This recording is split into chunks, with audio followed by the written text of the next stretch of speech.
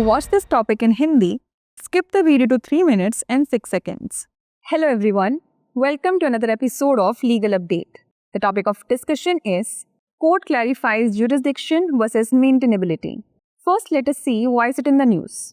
Recently, in the Deepak Manak Lal Kataria versus Ashok Motilal Kataria and others case, the Bombay High Court clarified that jurisdiction and maintainability cannot be used interchangeably. Let's look at the background of the case. The petitioner challenged the 2014 order from Nasik civil judge, which dismissed their application under Section 20 of the Arbitration Act 1940, citing lack of jurisdiction. The dispute arose from a 1995 arbitration agreement with a draft award submitted in 1997, accepted by the petitioner but rejected by the respondent. The petitioner sought an interim injunction under Section 9 of the Arbitration Act, granted by the civil judge, but the ADJ set it aside, citing lack of jurisdiction. The petitioner argued that the trial court incorrectly mixed jurisdiction with maintainability, while the respondent argued that the proceedings should follow the 1996 Arbitration Act, not the 1940 Act. The court observation was as follows. The bench comprising Justice Amit Borkar emphasized the difference between jurisdiction and maintainability. Jurisdiction refers to the power and authority of a court or tribunal to adjudicate a dispute and render a binding decision. Maintainability arises from procedural and statutory compliance requirements for initiating proceedings. The court observed that the trial court had conflated the two concepts, leading to a misunderstanding of how jurisdiction should be determined in the case and restored the petitioner's application. Let's know more about the Arbitration Act. Section 20 of the Arbitration Act 1940 allows an application to be made for the enforcement of an arbitration agreement.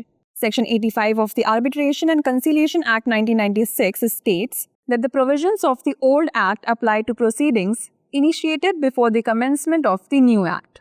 Section 9 allows a party to apply for interim measures before the commencement of arbitral proceedings, during the proceedings or after the arbitral award is made, but before its enforcement under Section 36. Let's now discuss a case law related to it. Anand Gupta and another versus Messrs. Armand Infra Build Private Limited and others. In this case, the Delhi High Court ruled that an order under Section 9 of the Arbitration and Conciliation Act 1996, based on a settlement agreement, is enforceable as a decree under Section 36 of the Code of Civil Procedure 1908. Before we wrap up, here's a question for you. Which section of the Arbitration Act 1940 allows an application for the enforcement of an arbitration agreement? Section 85, Section 20, Section 9 or Section 36? Send the answer to this question in the comment section. Thanks for watching. नमस्कार, legal update programme में आपका स्वागत है। आज हमारी चर्चा का विषय है न्यायालय ने क्षेत्राधिकार बनाम स्थिरता को स्पष्ट किया। सबसे पहले जान लेते हैं ये चर्चा में क्यों है। हाल ही में दीपक माणक लाल कटारिया बनाम अशोक मोतीलाल कटारिया एवं अन्य मामले में बॉम्बे उच्च न्यायालय ने स्पष्ट किया कि अधिकार क्षेत्र और स्थिरता को एक दूसरे के स्थान पर उपयोग नहीं किया जा सकता। आइए जान लेते हैं मामले की पृष्ठभूमि। याचिकाकर्ता ने नासिक सिविल जज के 2014 के आदेश को चुनौती दी, जिसमें क्षेत्राधिकार के अभाव का हवाला देते हुए मध्यस्थता अधिनियम 1940 की धारा 20 के तहत उनके आवेदन को खारिज कर दिया गया था। यह विवाद 1995 के मध्यस्थता समझौते से उत्पन्न हुआ, जिसका मसौदा निर्णय 1997 में प्रस्तुत किया गया, जिसे याचिकाकर्ता ने स्वीकार कर लिया, लेकिन प्रतिवादी ने अस्वीकार कर दिया। याचिकाकर्ता ने मध्यस्थता अधिनियम की धारा 9 के तहत अंतरिम निषेधाज्ञा मांगी थी, जिसे सिविल जज ने मंजूर कर लिया, लेकिन एडीजे ने अधिकार क्षेत्र के अभाव का हवाला देते हुए इसे खारिज कर दिया। याचिकाकर्ता ने तर्क दिया कि ट्रायल कोर्ट ने गलत तरीके से क्षेत्राधिकार और स्थिरता को मिला दिया, जबकि प्रतिवादी ने तर्क दिया कि कार्यवाही 1940 के अधिनियम के बजाय 1996 के मध्यस्थता अधिनियम के अनुसार होनी चाहिए।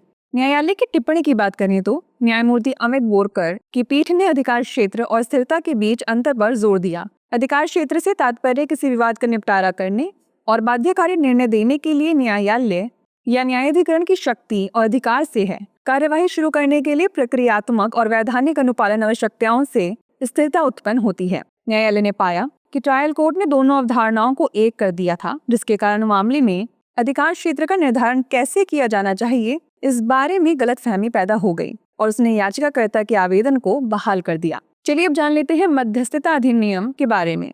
मध्यस्थता अधिनियम 1940 की धारा 20 मध्यस्थता समझौते के प्रवर्तन के लिए आवेदन करने की अनुमति देती है। मध्यस्थता और सुलह अधिनियम 1996 की धारा 85 में कहा गया है कि पुराने अधिनियम के प्रावधान नए अधिनियम के लागू होने से पहले शुरू की गई कार्यवाहियों पर लागू होंगे।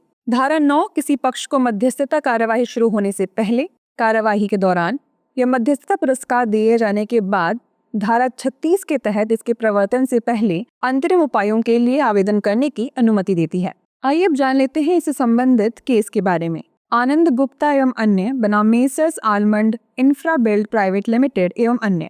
इस मामले में दिल्ली उच्च न्यायालय ने यह निर्णय दिया कि मध्यस्थता और सुलह अधिनियम 1996 की धारा 9 के तहत एक समझौता अनुबंध के आधार पर दिया गया आदेश भारतीय नागरिक प्रक्रिया संहिता 1908 की धारा 36 के तहत एक आदेश के रूप में लागू किया जा सकता है। आइए अब नोट कर लेते हैं अभ्यास प्रश्न।